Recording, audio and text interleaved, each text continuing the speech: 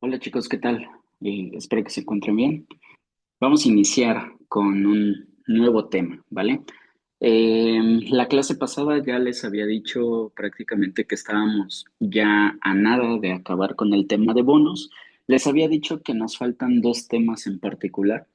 Realmente nos falta un tema, que es el que están viendo en pantalla, que es el que vamos a empezar a desarrollar y que muy seguramente esta semana también lo vamos a terminar. El segundo tema al cual hacía referencia realmente no es un tema, sino que es una alternativa a los ejercicios de evaluación de bonos que hemos visto. Para no hacer la cosa interesante, de una vez les digo por dónde iría la idea que nos faltaría por desarrollar o más bien por practicar, simplemente hacer la evaluación de bonos desde el punto de vista de utilizar una estructura de tasa de interés, ¿vale? A diferencia de los ejemplos del parcial anterior, que prácticamente dábamos la tablita, hablábamos de las tasas spot y calculábamos con ellas, por ejemplo, tasas forwards, eh, al final del día no lo hemos vuelto a utilizar. Y entonces esto es un punto importante a mencionar porque no pueden simplemente ya haber desaparecido respecto a lo que estábamos haciendo en el parcial pasado. En otras palabras, nada más faltaría incorporar a la evaluación de bonos la idea de la estructura de tasa de interés. Entonces, por eso como tal no es un tema nuevo, porque va a involucrar dos cosas de las cuales ya hemos hablado y ya hemos practicado, y por eso es que de alguna manera no lo considero como un tema propio de bonos, ¿saben? Simplemente es como combinar esas dos ideas que ya teníamos presentes. Sin embargo, como están viendo en pantalla, este tema sí va a ser importante porque nos habla de un punto de vista bastante interesante desde el punto de los instrumentos de deuda, específicamente de los bonos, porque yo les había dicho que hay varias formas de clasificar a los bonos. Si bien propiamente lo que están viendo en pantalla no es una nueva clasificación de los bonos, podríamos más bien decir que es un tipo especial de bono, ¿vale? Piensen en esto como por ejemplo cuando les hablé de los bonos cupón cero, recordando que cuando hablamos de bonos cupón cero hace referencia a un bono que no paga cupones, simple y sencillamente hace referencia a un bono que solamente va a pagar el valor de redención. No es que propiamente sea una clasificación de bonos, sino que es un tipo especial de bono, ¿vale? Lo mismo pasa con estos bonos que están viendo en pantalla, que tienen por nombre, bueno, tiene un nombre muy asociado al inglés, que se pronuncia como callable bonds, ¿vale? Para aquellos que, pues, de alguna manera manejan el idioma o tienen referencia del idioma, prácticamente esta palabra callable hace referencia a un adjetivo de la palabra call, ¿vale? Call en inglés puede tener varios significados, específicamente el significado que podríamos dar aquí sería hacia el adjetivo o hacia el verbo llamar, mejor dicho, hacia el verbo llamar, ¿vale? Y entonces lo que estamos haciendo referencia es que vamos a hablar de un tipo especial de bono llamado callable o ya en una traducción tropicalizada o regionalizada, los podemos también llamar en ese sentido bonos llamables, ¿vale? Ojo, llama no de fuego ni de el animal, ¿vale? Es llamar, ¿no? Bueno, ahorita explicaré un poquito a detalle esto, o también lo van a poder encontrar eh, haciendo referencia a los bonos redimidos antes de la fecha de maduración, ¿vale? ¿Cuál es la idea central de este tema? Y esto ya parte de una idea bastante interesante que abre pie un poquito a no solamente interesarlos por la siguiente materia, sino que también abre pie a que vayan dimensionando que todo lo que hemos visto acerca de finanzas como tal, porque realmente no hemos visto mucho de finanzas, sino de matemáticas financieras, que son eh, ideas, ¿cómo decirlo? Son ideas enlazadas, pero no son lo mismo, ¿vale? Pero bueno, esto es nada más para que se den también una idea de todo lo que vendría siendo los puntos de interés sobre las finanzas y todo lo que se lleva a cabo, ¿no? Pero no vamos a hablar en detalle a esto.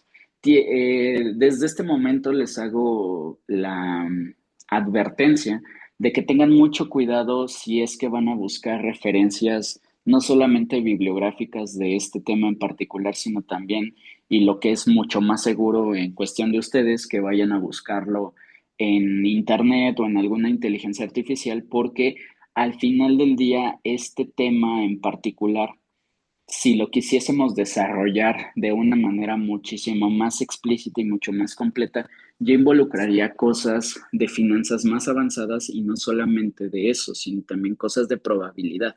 Entonces, tienen que tener mucho cuidado al momento de buscar referencias de estas cosas, porque al final del día pueden desglosarles un montón de cosas que ni siquiera lo vamos a tomar en cuenta, porque al final del día recuerden que esta materia es introductoria. ¿Vale? Entonces, simplemente les dejo esa advertencia. Vamos a explicar un poquito acerca de estos bonos, ¿vale?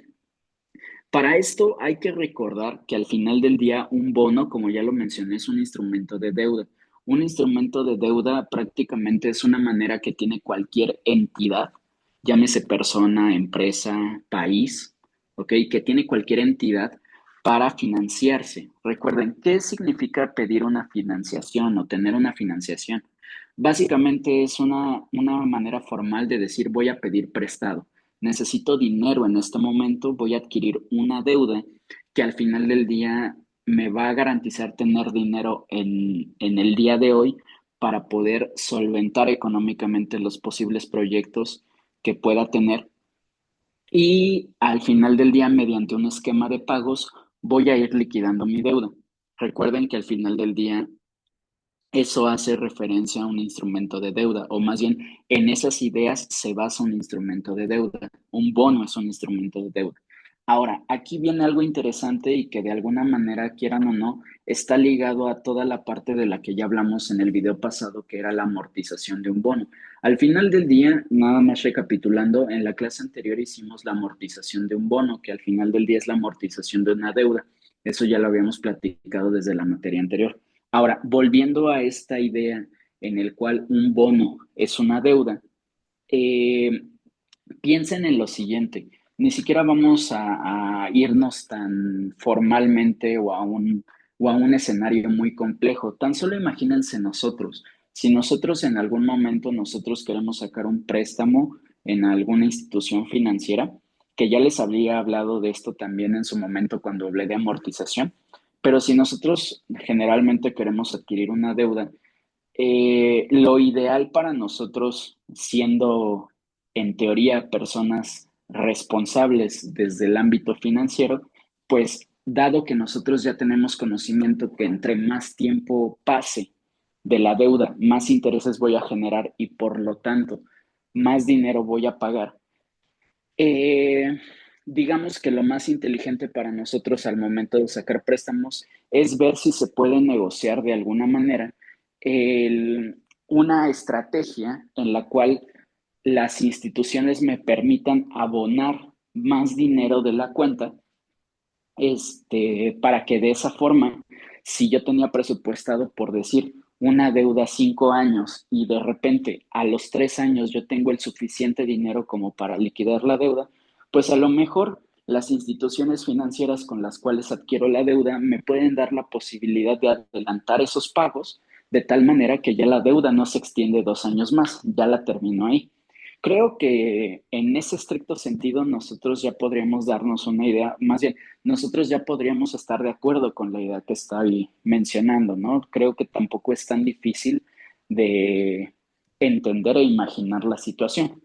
Entonces, si al final del día eso puede llegar a pasar con cualquier persona o con cualquier entidad financieramente responsable, pues de alguna manera, y entendiendo que el bono es un instrumento de deuda, pues debería de pasar lo mismo, ¿no? Y efectivamente, bajo esa premisa, esa es la idea clave para empezar a entender lo que es un bono llamable o un bono call, ¿vale? O un callable bond, ¿vale? Sé que el nombre está chistoso y de hecho les adelanto un poquito que cuando lleven la siguiente materia de finanzas de su plan de estudios, van a ver como que la contraparte de ese bono, es decir, va a haber otro tipo de bono que va a seguir como que las ideas de la contraparte, que va a tener un nombre aún más gracioso, ¿vale? Pero bueno, eso ya es otra cosa, eso es un pequeño paréntesis. Pero desde esa idea, como ya les he explicado, surge la idea del bono call, del callable bond, y ese es el punto clave para empezar a entenderlo, ¿vale? Al final del día, si nosotros contraemos una deuda, y ya no lo voy a decir desde el punto de vista de que voy a un banco y pido un préstamo, sino que más bien lo hago de otra manera. En ese sentido, digamos, yo tengo una empresa, necesito financiación, o yo soy México, necesito financiación, pues a lo mejor emito un bono en el cual básicamente yo le estoy dando la posibilidad a otra persona, a otra entidad, a otra empresa, a otro país, yo le estoy dando la posibilidad a otra entidad de que sea mi prestamista, ¿vale? Me están prestando dinero, yo le estoy vendiendo una deuda, yo me voy a comprometer a pagar esa deuda. Creo que eso ya queda claro. Pero una de las cosas importantes que hay que hacer referencia a este tipo especial de bonos es que hasta este momento nosotros habíamos estado hablando de los bonos como básicamente este instrumento en el cual se pacta una fecha de maduración en el contrato, se pactan ciertas cantidades de pagos de cupón y al final del día periódicamente se me está dando un pago de cupón y al momento de la fecha de maduración del bono pues se termina haciendo un pago de redención, ¿no? Que eso es básicamente la evaluación simple de un bono. O más bien, son elementos de estudio de un bono para encontrar el precio del bono, ¿no?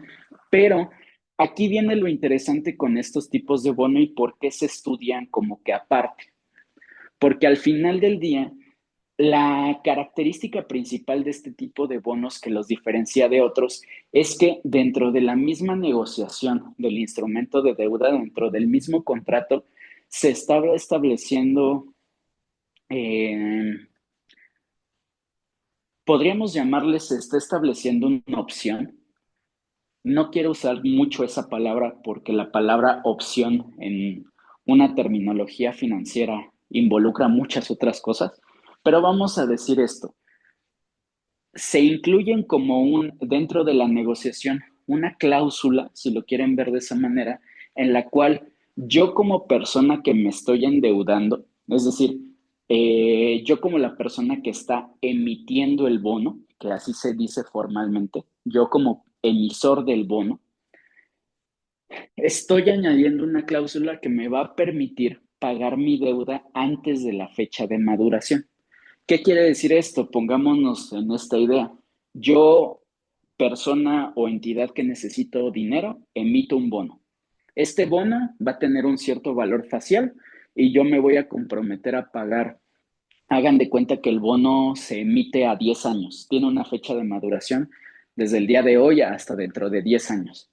Y yo me comprometo a pagar semestralmente un cupón y al final de los 10 años me voy a comprometer a hacer un pago de redención, ¿no? Pero imagínense, volviendo a esta idea desde el punto de vista del emisor del bono, que es el deudor, imagínense que al final del día yo me endeudé por 10 años, pero a los 5 años exactamente yo ya tengo el dinero suficiente como para pagar esa deuda. Al final del día, los bonos, al ser instrumentos de deuda, son contratos establecidos. ¿Qué quiere decir esto?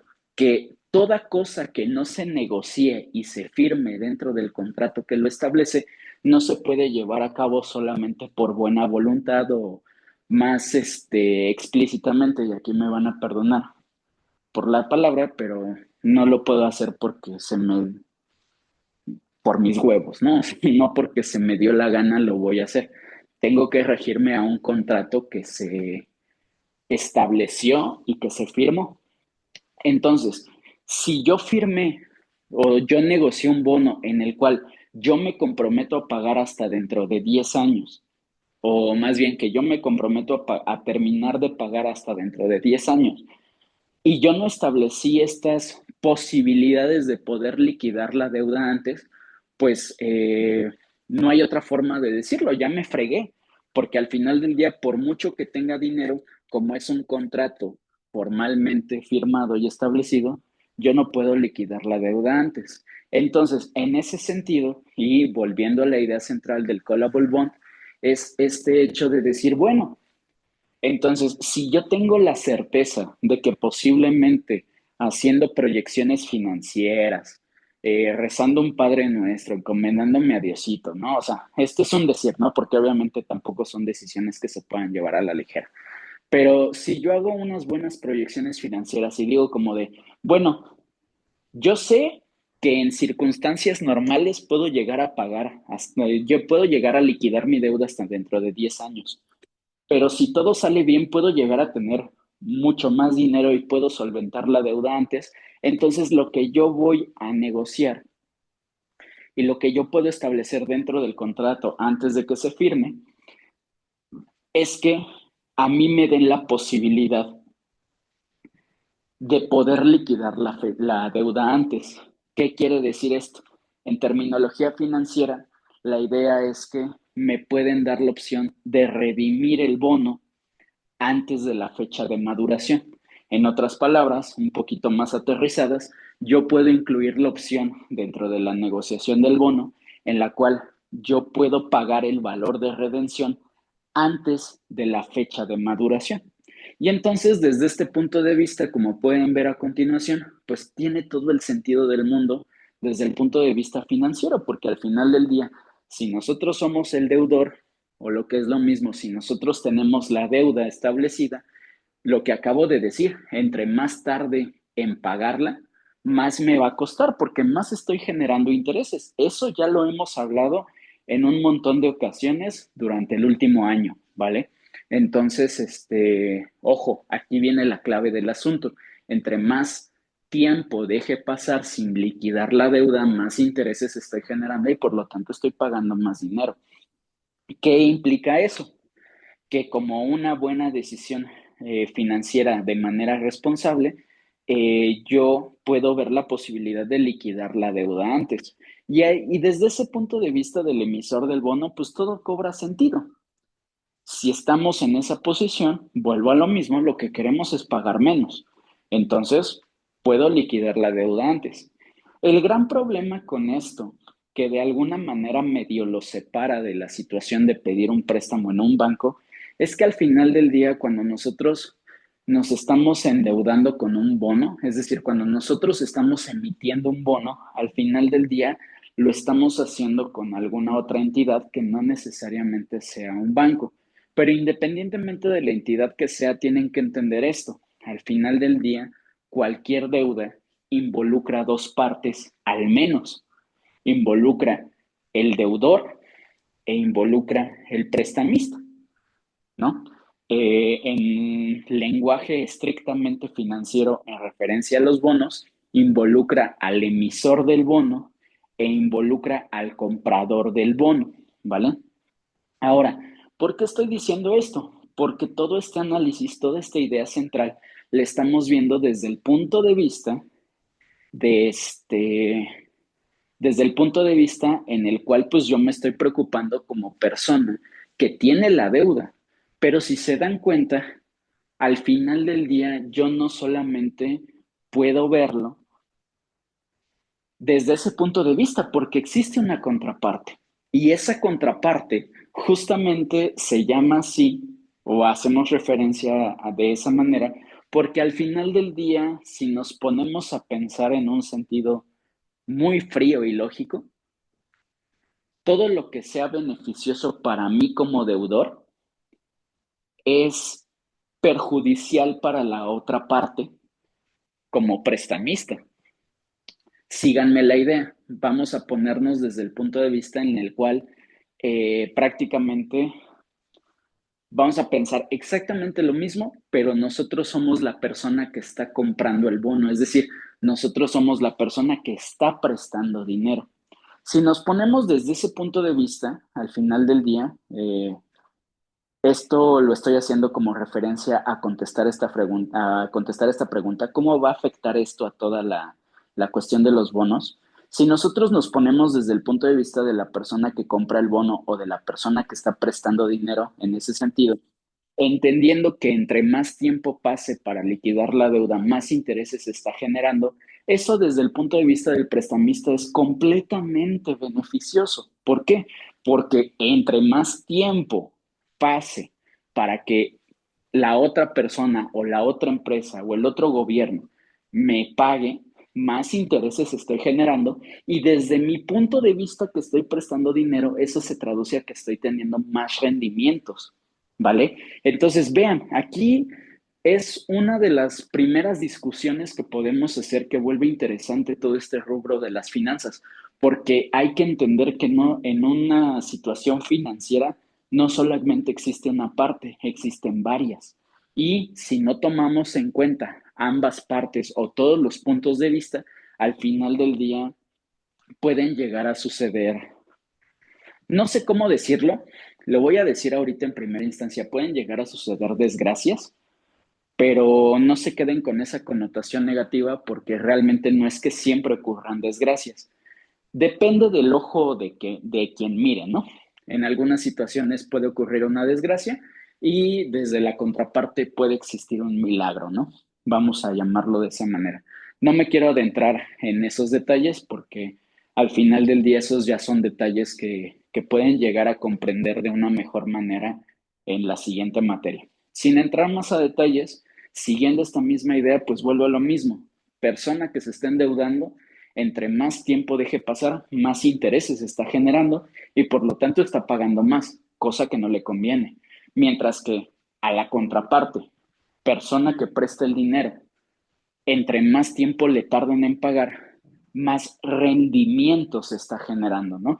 Que es básicamente la tasa de interés para ambas partes, solamente que para el deudor significa más castigo, si lo quieren ver de esa manera, por tardarse más, y para el prestamista es más beneficio porque está invirtiendo a más tiempo, ¿no? Pero bueno, como comprador del bono, como inversionista, como prestamista, como lo quieran ver, entre más tiempo se tarden en pagarme, más rendimiento estoy generando y por lo tanto mi riqueza está creciendo más. O sea, mi inversión está siendo más redituable, me está dando más dinero. Entonces, si nos ponemos a pensar que la persona que emite el bono incluye esta cláusula en la cual podemos darle como esta idea de decir, bueno, te doy distintas posibilidades de fecha en la cual tú puedes liquidar tu deuda antes, desde el punto de vista del prestamista esto no conviene, porque al final del día, imagínense, con el ejemplo que les estaba diciendo, un bono que tiene fecha de maduración en 10 años y resulta que a los 5 años ya pueden liquidarme toda esa deuda. Y como yo acepté esa cláusula en el contrato, ¿qué quiere decir? Que me quedé 5 años sin intereses, solamente porque yo di la posibilidad de que esta otra entidad pagara su deuda antes. Si nos ponemos en ese escenario, pues la idea es bastante simple. Como prestamista, esas cláusulas teóricamente no me convienen. Y es un decir, porque después vamos a ver qué significa esto de, más que no convenir, la pregunta va por otro lado, pero ahorita llegaré a eso. Vamos a quedarnos de momento con, esas cláusulas no me convienen porque al final del día me están limitando mi rendimiento.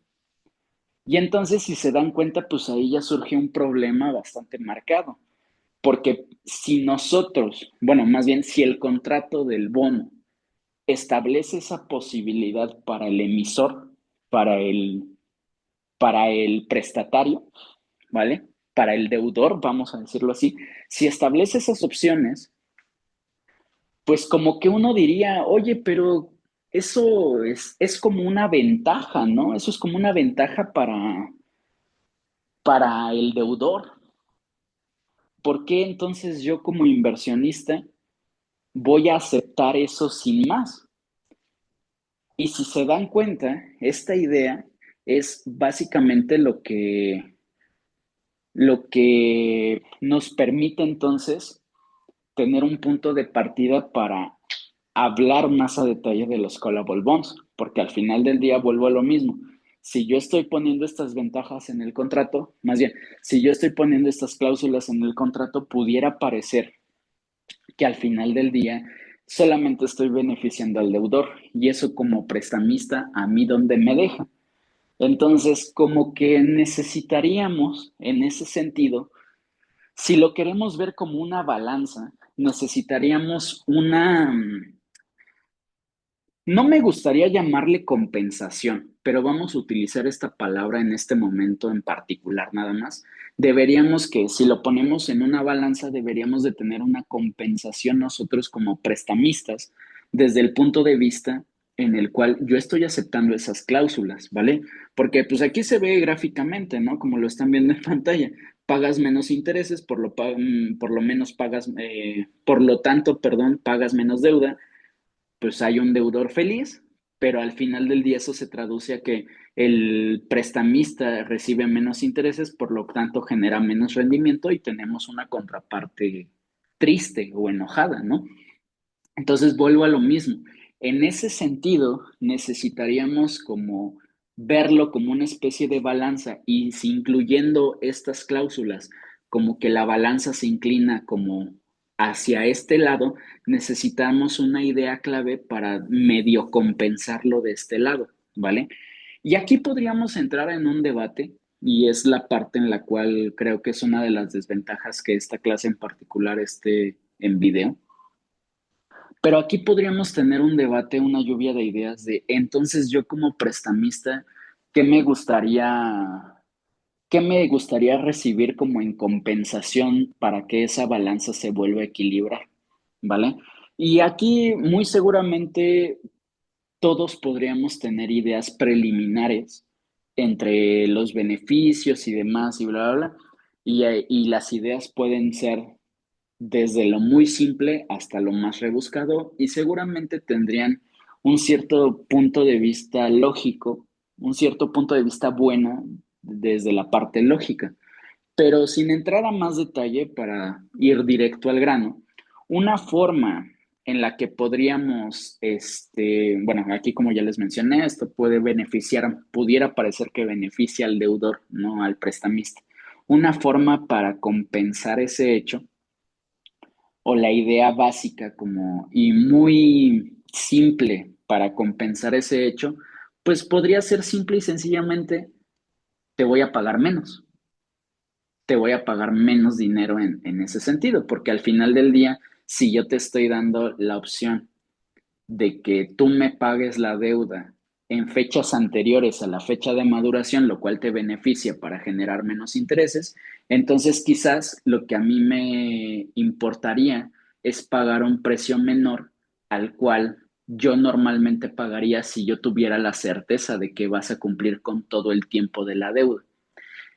Sé que a lo mejor esto es un poquito enredado esta explicación, pero si se ponen a pensarlo es como que lo más lógico y ni siquiera necesitaríamos tener una formación plenamente financiera para llegar a esa lógica, ¿no? Es tan fácil, voy a hacer una pequeña analogía, no porque se parezcan demasiado, pero creo que puede ayudar a aterrizar la idea. Al final del día, imaginen que a mí me están vendiendo un celular usado, ¿vale? Eh, ¿Cuál es la ventaja de esto para la persona que lo está vendiendo? Pues al final del día a lo mejor está recibiendo un precio que no le estaría recibiendo dinero por algo que a lo mejor no sea tan fácil de vender, vamos a ponerlo de esa manera, pero yo en compensación como comprador diría como de, bueno, dame el producto, pero te voy a pagar menos. Y como que en ese sentido de dar y recibir, compensar y bla, bla, bla, pues podría tener todo el sentido del mundo esto que les estoy diciendo. Si al final del día estamos ofreciendo esas cláusulas como una especie de beneficio, que no se le dice así, pero al final del día implícitamente podríamos concluir de manera correcta que es como una especie de beneficio hacia el deudor, pues entonces yo como comprador del bono me lo vas a compensar yo pagándote por el bono no el precio del bono a la fecha de emisión, sino que yo te voy a pagar lo justo por haber incluido esa cláusula en el contrato. Y habiendo dicho eso, pues todo suena bastante simplón. O sea, la idea clave suena bastante simple. Y al mismo tiempo creo que hasta le di una connotación que pudiera parecer desafiante, ¿no? Porque estoy hablando de precio justo y demás. No se casen ahorita con esas ideas. Esos conceptos seguramente los resolverán más adelante en su carrera, pero como pueden observar aquí en pantalla, pues es lo que les estoy diciendo. ¿Existe alguna compensación? ¿Hay una manera de, pues es que creo que no hay otra forma de decirlo, compensación, ¿no? Pero hay una manera de retribuirle el- esa, esas cláusulas para el comprador del bono? Y la respuesta es que sí. Entonces vuelvo a decir, en términos formales, diríamos que estaríamos buscando el precio justo por ese bono, para lo que sea que signifique precio justo. Sé que seguramente, o yo esperaría que de menos tengan una idea preliminar bajo este concepto de justo, pero no me voy a adentrar a ello. La respuesta es entonces bastante simple. ¿Qué es lo que estamos buscando? O sea, la pregunta es simple. ¿Qué buscamos? ¿Qué buscamos con esto? Y la respuesta a esa pregunta es, al menos en papel, relativamente simple. En términos simples, buscamos el precio justo para a pagar por este bono. En términos ya más formalmente financieros, pues decimos que buscamos el precio mínimo que nos garantice una mínima tasa de rendimiento deseada. Entonces aquí es donde varios de ustedes podrían decir como de, a ver, te fuiste sumamente lejos, ¿no? O sea, y por eso es que les digo, por eso es que les pongo, mejor dicho, esto en términos simples primero, y ya después debatiremos un poquito, explicaremos un poquito qué significa esto en términos formales, ¿de acuerdo? Ahorita quédense con la idea de que como estamos dándole un aparente beneficio al deudor, necesitamos compensar con un aparente beneficio para el prestamista, ¿vale? Y eso, si lo quieren ver en ese sentido, podríamos decir que buscamos un nuevo precio. No quiero que se queden con la idea de que buscamos bajar el precio. En algunos casos sí pasa eso, pero no se queden con esa idea, por eso no quiero decirlo así. Buscamos un nuevo precio para ese bono que no necesariamente sea el precio al momento de la emisión. Ahora, ¿esto a qué se traduce para ir, pues de alguna manera cerrando esta primera parte, ¿no?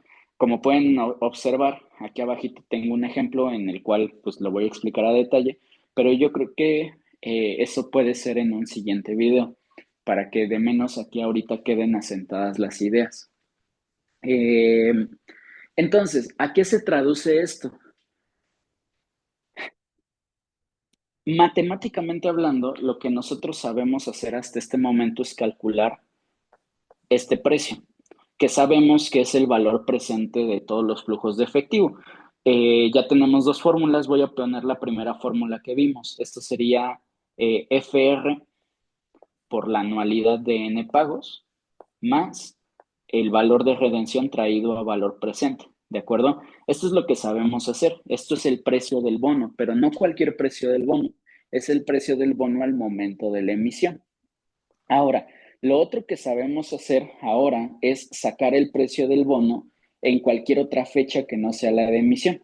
Sé que lo manejamos como el precio del bono entre fechas de pago cupón, pero realmente nosotros ya podríamos obtener el precio del bono en cualquier fecha.